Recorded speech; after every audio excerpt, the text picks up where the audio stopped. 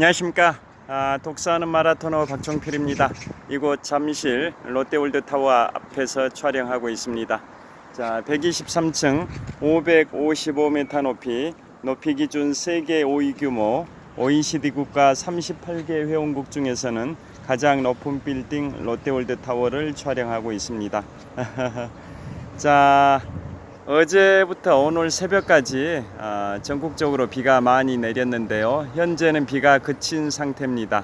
자, 롯데월드타워 바로 동쪽 50m 지점에 독일의 대문호 괴테의 동상이 세워져 있고, 그 동상 너머로 오늘의 찬란한 태양이 힘차게 솟아오르기 시작했습니다. 자, 현재 시각은 2024년 6월 24일 월요일 아침 6시 15분 정도 됐습니다. 제가 이동하면서 계속 촬영하도록 하겠습니다. 화이팅! 자,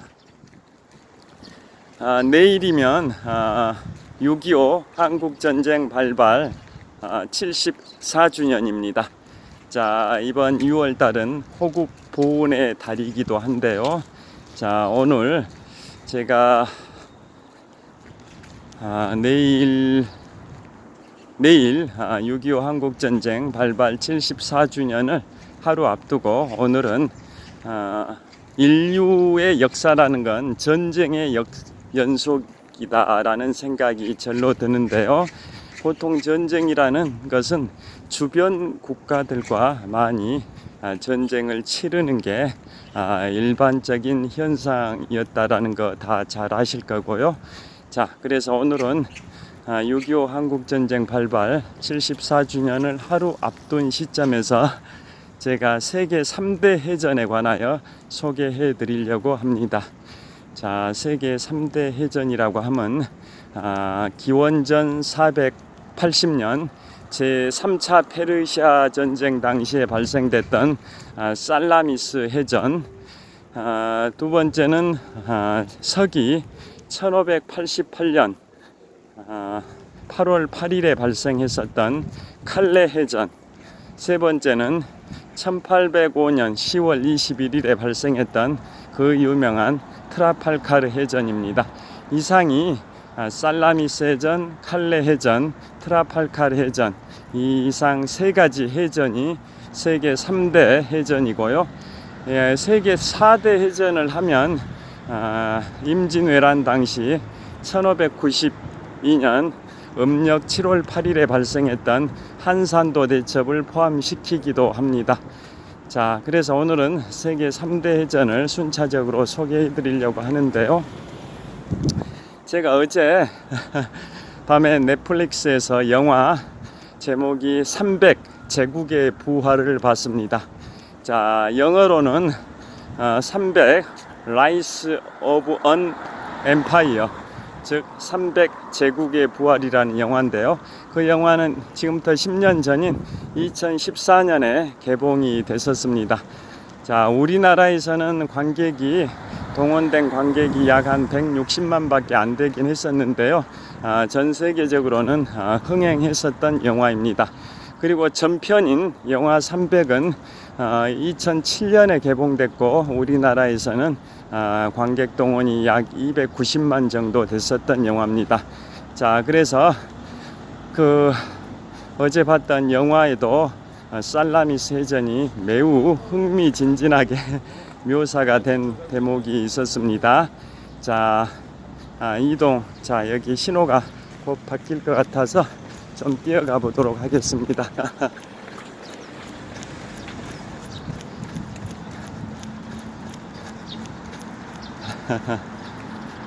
자, 여기 신호를 걷는 다음에 촬영을 계속하겠습니다. 자, 이곳은 롯데월드타워 바로 동쪽 지역에 있는 호텔 소피텔 엠베서더 호텔입니다. 이 호텔이 롯데월드타워 바로 동쪽에 있는 호텔로 프랑스 계열의 소피텔 엠베서더 서울 호텔입니다. 하룻밤 숙박료가 45만원 정도 합니다. 자, 이곳 횡단보도를 걷는 다음에 계속 촬영을 이어가도록 하겠습니다.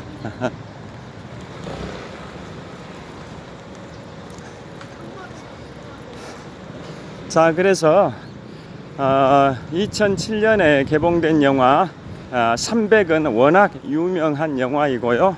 그것은 제3차 페르시아 전쟁 당시 테르모필레 전투를 다룬 영화입니다.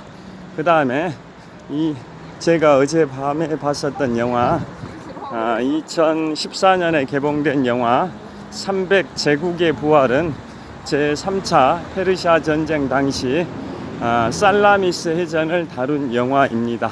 저는 이제 전편인 영화 300이나 또 후편인 영화 300 제국의 부활이나 다 봤었는데요.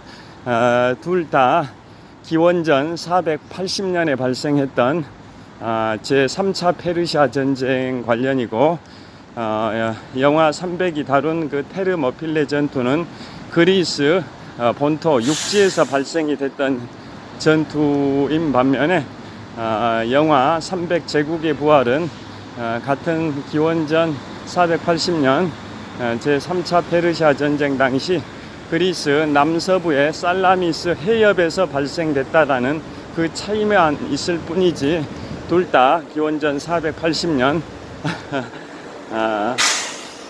제3차 페르시아 전쟁 당시에 발생이 됐었습니다.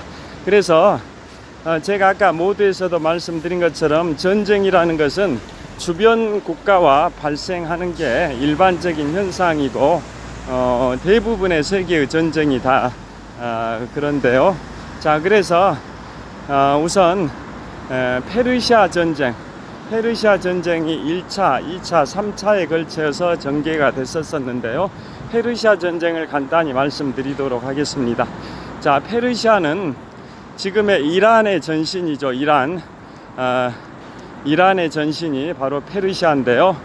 그 당시에 페르시아는 동양의 가장 서쪽에 위치하고 있었고요.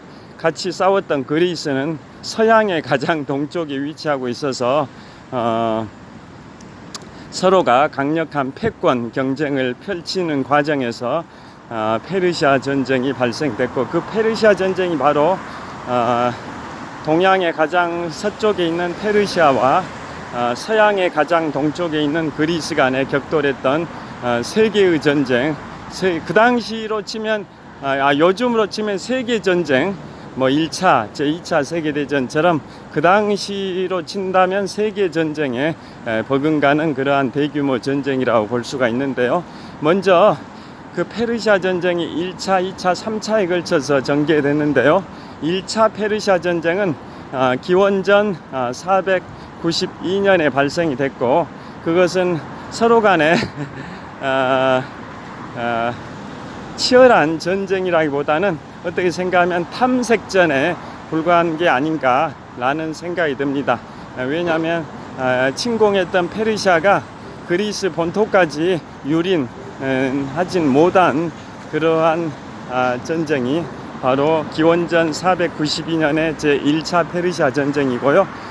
그런데 그로부터 2년 후에 있었던 기원전 490년에 제2차 페르시아 전쟁은 상황이 다르죠. 자, 그리스의 양대 패권 도시 국가가 아테네와 스파르타였는데요. 그 아테네 북동쪽 약 40km 지점까지 페르시아가 진출을 해가지고 그곳에서 치열한 격돌이 펼쳐진 거고, 그게 바로 제2차 페르시아 전쟁의 하이라이트인 마라톤 전투입니다. 마라톤 전투. 그 마라톤 전투가 기원전 490년 제2차 페르시아 전쟁의 하이라이트라고 할 수 있는 전투로 그리스의 양대 도시 국가인 아테네와 스파르타 중에서도 아테네의 북동쪽 약 40km 지점까지 페르시아가 진출해서 아테네와 싸웠는데요. 그 당시에 페르시아 군대 규모가 아테네 군대 규모의 약 3배 정도 차이가 나는 그러한 상황이어서 아테네가 열세적 상황이었지만은 결국은 아테네가 페르시아 대군을 막아 이겼던 전투가 기원전 490년 제 2차 페르시아 전쟁의 마라톤 전투고, 그 전투에서 바로 마라톤의 기원이 시작이 됐죠. 42.19km 마라톤의 기원이 바로 마라톤 전투에서 기원이 됐는데요. 자, 페르시아 대군을 막아낸 아테네군의 전령 필리피데스가 그 마라톤 전투 현장인 마라톤 평원에서 수도 아테네까지 40km를 달려서 아테네군이 페르시아 대군을 막아냈다라는 승전보를 전하고 장렬히 전사한 것에서 바로 마라톤이 기원이 됐는데요. 원래 그래서 마라톤의 거리는 그 마라톤 평원에서 아테네까지 40km였었던 거죠. 그래서 지금부터 128년 전 근대 올림픽 1회 대회가 열렸던 그리스 아테네, 그곳에서 마라톤 종목도 원래는 40km였고, 또 1900년에 제2회 파리 올림픽에서도의 거리가 40km였고, 그 다음에 제3회 대회였던 1904년에 미국의 세인트루이스에서 열렸던 제3회 하계 올림픽 때도 마라톤의 거리가 40km였는데, 1908년에 런던에서 열렸던 제4회 런던 올림픽 때부터는 마라톤의 거리가 42.19km로 약 2.19km가 늘어난 이유가, 그 당시에 영국의 왕비가 마라톤 경기 완주 모습을 경기장에 로얄 박스 가까운 데서 보고 싶다 해서 거리를 좀 늘린 측면도 있고요. 또 영국의 궁전에서 가까이 볼 수 있었으면 좋겠다라는 그러한 게 있어서 마라톤의 거리를 늘린 측면도 있습니다. 그래서 1908년 제4회 런던 올림픽 때부터 마라톤의 거리가 40km에서 42.19km로 늘어난 것이었던 겁니다. 여하튼 마라톤의 기원이 바로 기원전 490년 제2차 페르시아 전쟁 당시 마라톤의 전투에서 마라톤이 기원이 됐습니다.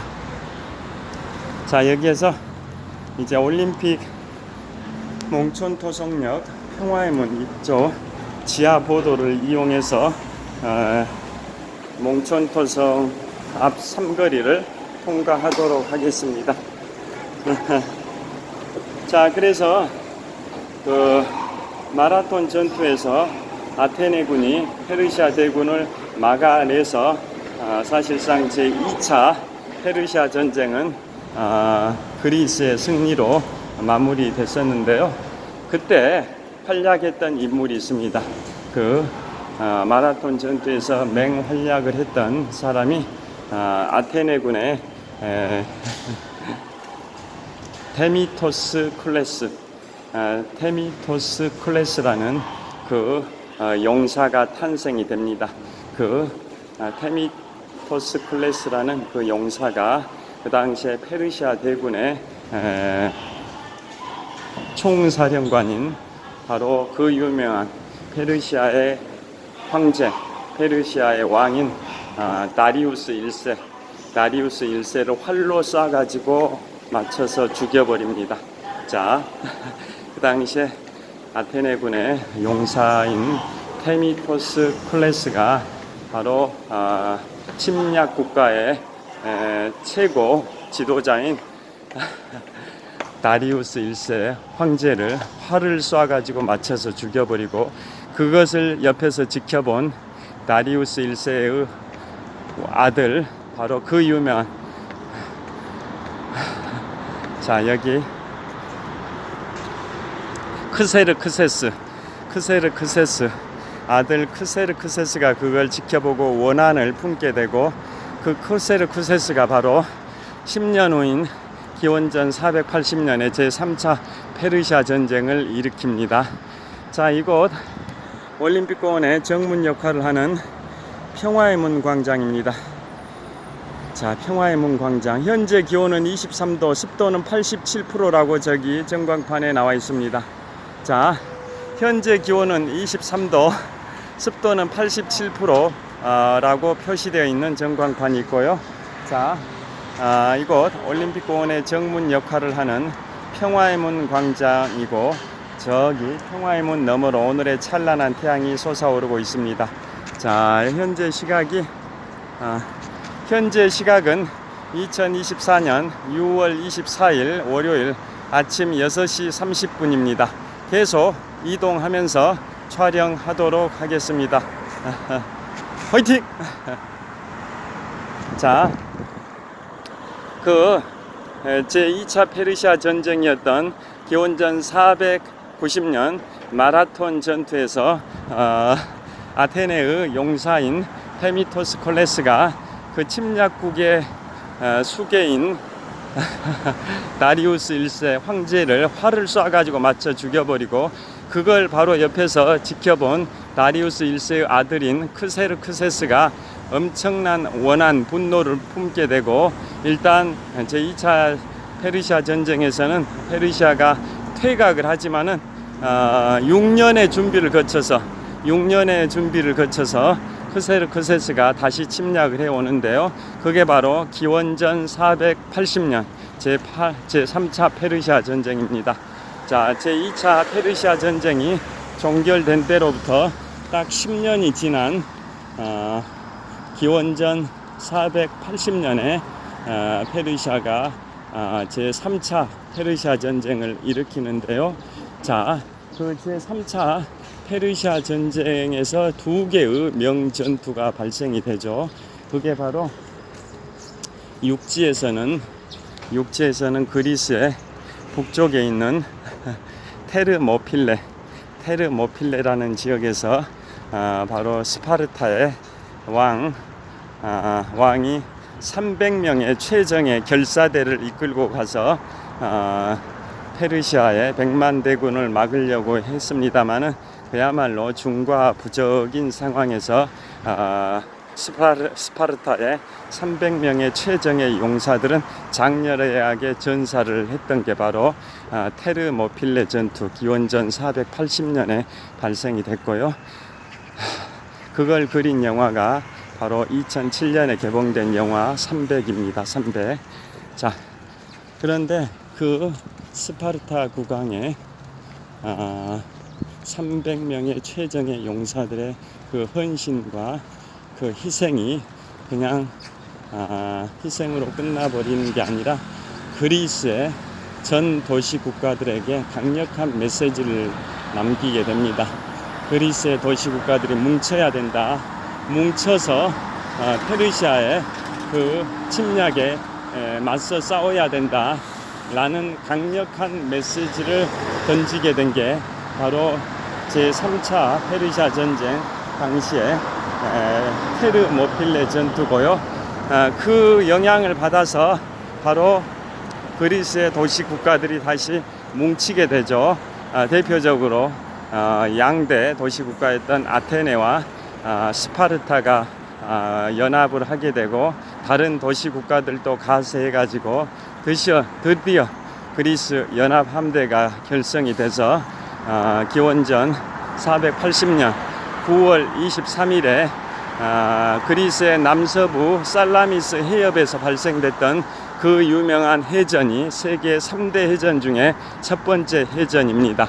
자, 그래서 그 해전은 그리스 연합 함대가 페르시아의 함대에 맞서서 싸워서 결국은 승리를 하게 되는데요.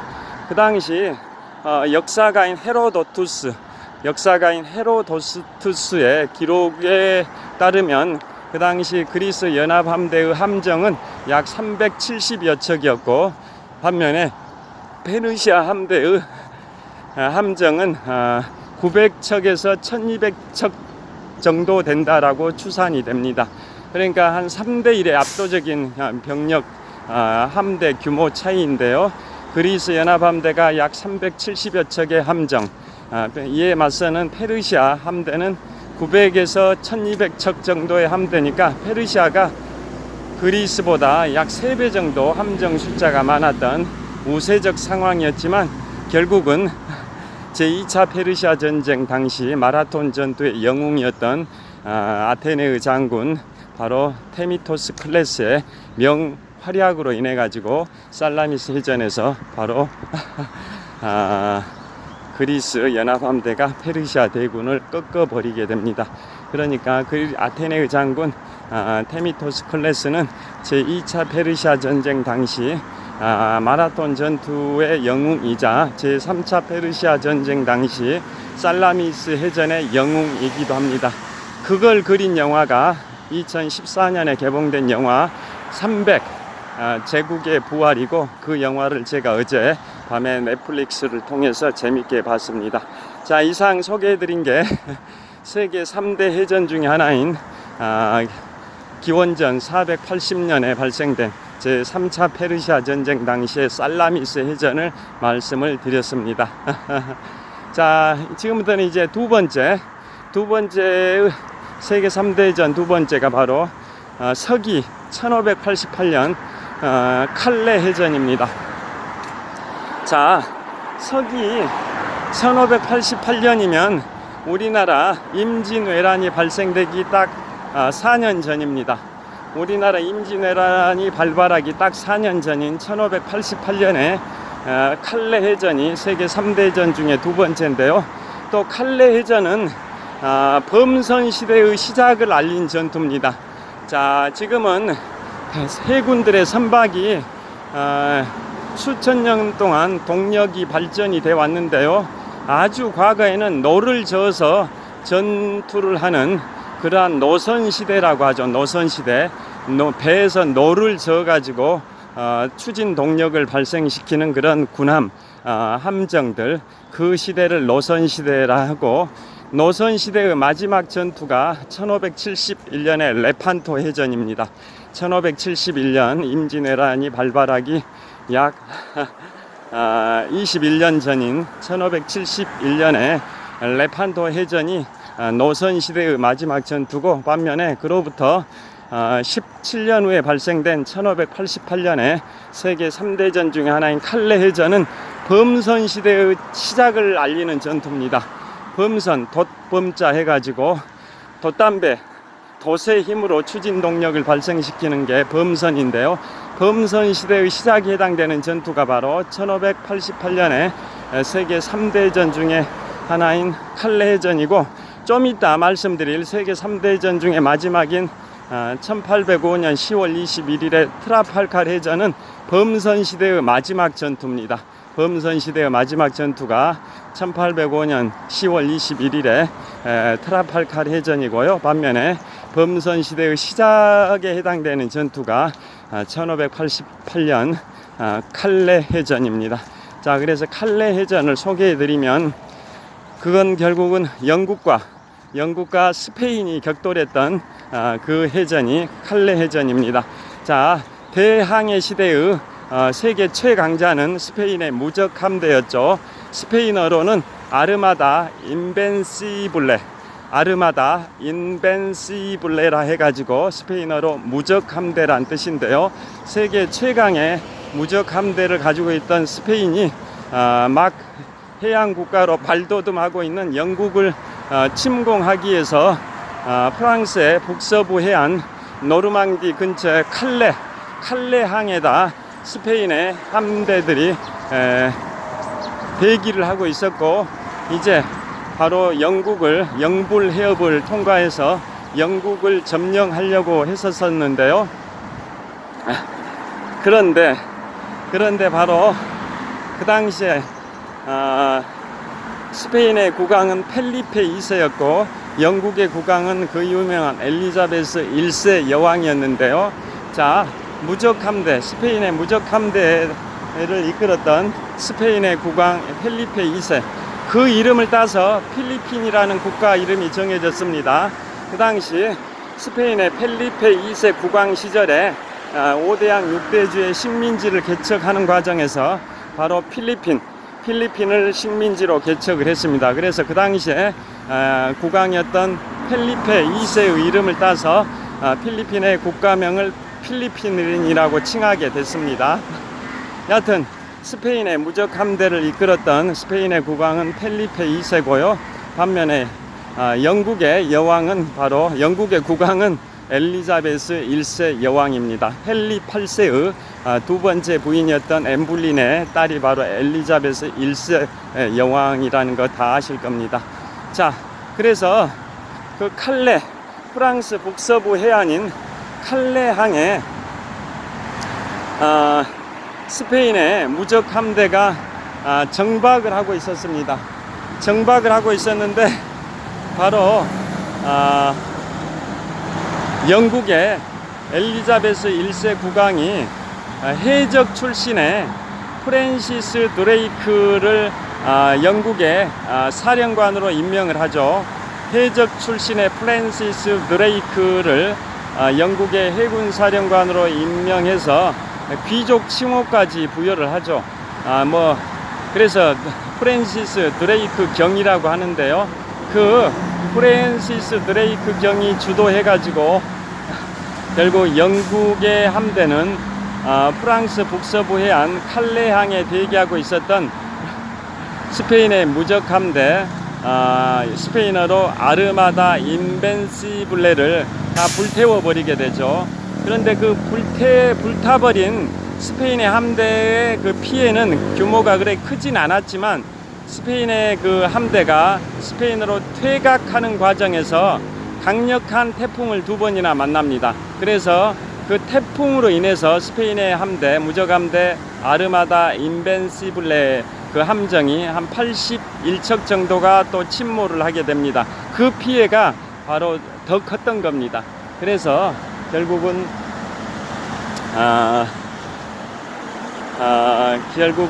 그 당시만 하더라도 세계 최강의 무적 함대를 가지고 있었던 스페인의 무적 함대 아르마다 인벤시블레가 괴멸을 당하게 돼서 결국은 스페인의 영국 침공 계획은 좌절이 되게 됩니다.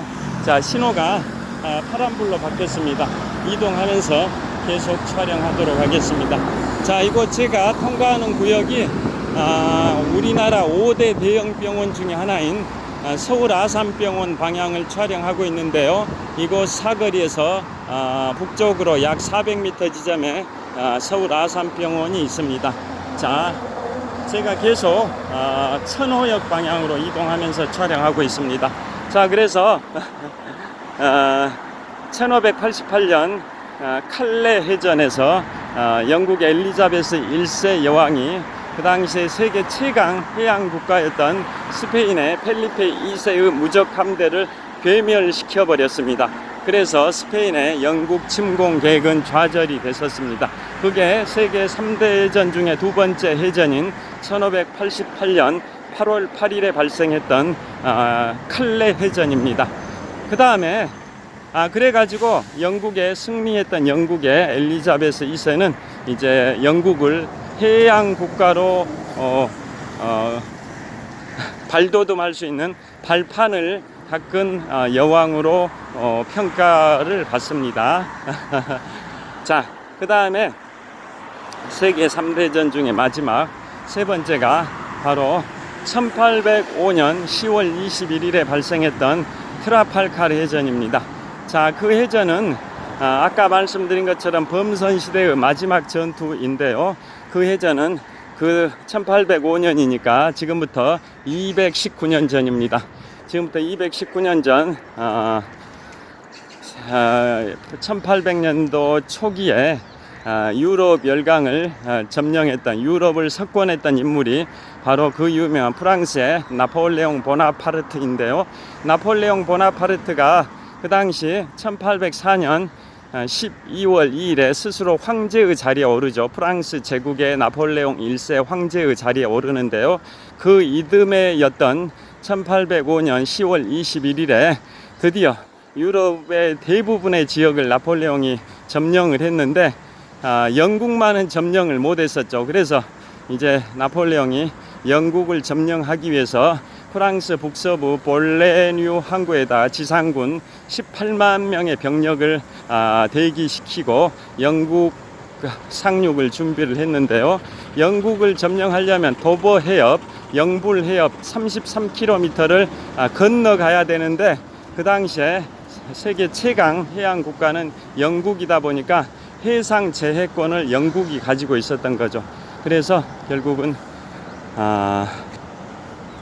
해상 제해권을 빼앗기 위해서는 프랑스 해군이 영국 해군을 무찔러야 되는데, 그래서 프랑스의 빌레브 제독과 스페인의 연합 함대가 영국 함대와 맞서 싸운 게 세계 3대 해전 중에 세 번째인 트라팔카르 해전입니다.